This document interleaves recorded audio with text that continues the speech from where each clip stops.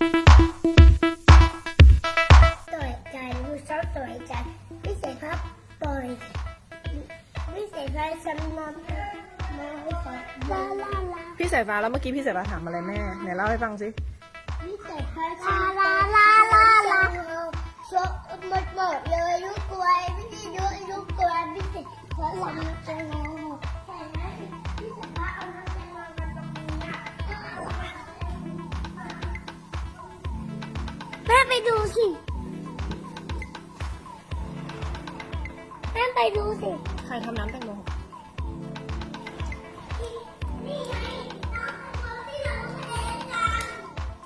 ไม่ที่เห็นในน้ำแตงโมไม่เสร็จกันเห็นในน้ำแตงโมไม่เสร็จทำโจ๊กมันหมดเลย เหรอคะ ใช่ค่ะ